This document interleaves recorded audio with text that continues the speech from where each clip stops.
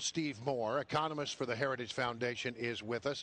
Stuck in traffic because of the snow. How bad is it out there? Hey, guys, I'm on the Beltway making it my way over to CPAC. It's pretty bad. It's like a scene out of an Arnold Schwarzenegger movie. All right, sounds good. Well, listen, we want to start off by talking about this recent little gathering that you were a part of up in New York City. You and some other people like Larry Kudlow get together, and you have Scott Walker come in to talk about his presidential ambitions and the things that he would do if president. And the whole thing devolved into a complete mess when Rudy Giuliani took the podium. And for weeks after that, for days after that, we were talking about whether or not the president loves this country. What happened? Well, it was an event that was sponsored by myself and your good friend and my good friend Larry Kudlow and our Laffer, and we've launched this new what we call the Committee to Unleash American Prosperity, which is to get these Republicans focused on economic growth and how do we put America back to work given the dismal state of this recovery. And you know, what happened was, Scott Walker, and by the way, there were people there from Fox News and Bloomberg and, Politico, and, it was a, incredible assemblage of people. And so who walks in was Rudy Giuliani, and I didn't even know Rudy was actually coming. And yeah, who invited Rudy in the first place, Steve Moore? Come on, well, name names. Look, I love the mayor, but I love him too. I'm just teasing. Well, he does have a way of sucking the air out of a room, and so he came in and he gave this little soliloquy about Obama, and he ended it by saying, I probably shouldn't say this, but, Barack Obama doesn't love his country. And, of course, the first rule when you're a reporter is when somebody says, I probably shouldn't say this. you pay close attention. Yeah, exactly. Right. That's a good tell. That's a good tell. So anyway, but that did sort of steal the show, and the reporters ran out of the room and filed their stories. But the main point is that Scott Walker was just sensational, and, that's what got overshadowed. I mean, this guy is a rising star. I mean, he is a star. He's got, what I love about him, guys, is the guy just has a spine of steel. And that's why I think, if I looked at some polls the last couple of days, that Scott Walker is now first place in a number of states.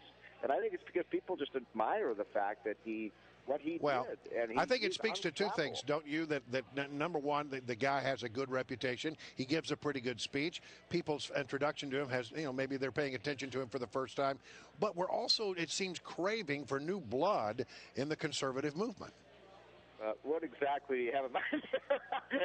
What's old blood? No, I'm just teasing you. I mean, I think some people are a little bit wary of the idea of a Bush-Clinton, rematch. And so you're right. There's no question about it. People do want new blood. They want the new generation of Republicans. And I don't say this in any way as a disparaging thing about Jeb Bush. Jeb was a sensational governor when he's the governor of Florida. But, let's have a contest. I mean, I saw Politico. I think it was Politico yesterday saying, well, this race is over. Jeb Bush is the nominee. No, it isn't. Yeah. As Larry Kudlow said at our dinner, and he was so right, money can't buy you love, and it can't buy you an election win. And so this is going to be a big contest. I think Scott Walker is, and by the way, we're going to be doing these dinners around the country with these candidates to let them strut their stuff and tell us what they think about the economy and actually try to educate them about what you do to get growth back in this country. You mentioned briefly, you mentioned Jeb Bush, and Jeb Bush has made a decision to come to CPAC because I think he needs to do a little repair work with conservatives. What would you like to hear out of Jeb Bush? Well, that's a good question. By the way, you're right. It's not as if he has to do repair work. It's just that when you think about it, Jeb has been out of elected office now for, 10 or 12 years, and the sort of Tea Party movement has passed him by, and he has to reconnect with those people if he's going to win. One of the things that I would like to see Jeb Bush do, and this is something he's not going to do, and I love Jeb Bush. He was one of the best governors we had in 25 years. I want to see Jeb Bush take the Grover Norquist no-tax pledge, and he's refused to do it. He's the only major Republican candidate who has not taken the pledge not to raise taxes if he's elected president. That would be an interesting thing. And listen, as all of these people gather down at National Harbor for the CPAC event, which actually officially begins in just 15 minutes with Ben Carson, I wonder if you can speculate, given all the big names who are going to be here, all of the presidential hopefuls, you just said you're going to be hosting them in these various meetings around the country.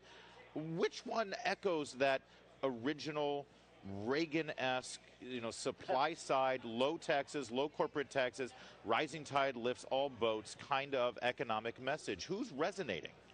Well, Larry, I mean, look, I think, by the way, the most important thing that's happening at CPAC today is at 6 o'clock when I'm on the stage with Larry Kudlow and Carly Fiorina. Look, I actually think all these Republicans, are talking about the right kinds of things, about lowering tax rates, about fixing the corporate tax system, about drill, baby, drill, about getting rid of the regulatory overhang that is strangling so many American businesses. But you know what I mean. You're right. They all talk about that, but then you look at their record. I mean, Chris Christie is not going to have that great a record to talk about when he gets up here. Well, a lot of these guys don't follow through with those kind of policies. See, Larry, I take your point. You're exactly right. I mean, politicians will say the right things. And this circles back to Scott Walker. And I want to make it clear, I don't have a horse in this race. I love Rand Paul. I love, Marco Rubio.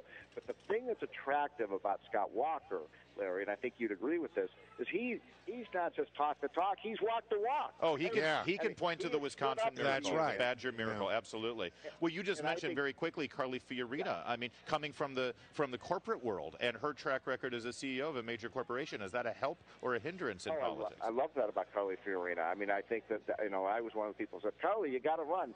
Because we can't just have 12 men on the stage. We need a woman. She's a CEO. What a story she has. You want to talk, liberals always say, if you're born poor or, with a low-wage job, you can't rise up. She started as a secretary, Larry, and she then became, the CEO of one of the 50 biggest companies in America. Only can that happen in America. And by the way, she's the one who can really level the punch at Hillary, because there's something about another woman attacking a woman rather than you're right. And that's a big deal. And I mentioned she'll be with us tomorrow right here on Radio Row at CPAC. So we'll hear a little bit more of the Carly Fiorina message. Steve Moore will leave early enough to get here. That's right. Yeah. Anyway, one last thing. Teasing you. Ben Carson, I love Ben too, because the worst, you guys know this, what is the worst nightmare of liberals? It's a black conservative Republican. Who's incredibly popular with the Republican, the conservative base, and I can attest to that. Let me tell you, he starts in 15 minutes. He is the first speaker, and they are busting down the doors to get in to the room right now. They're busting down the road to see me. They'll certainly be here. They'll hang around to see you. Yeah. All right, listen, Steve, thank you so much. Good to have you.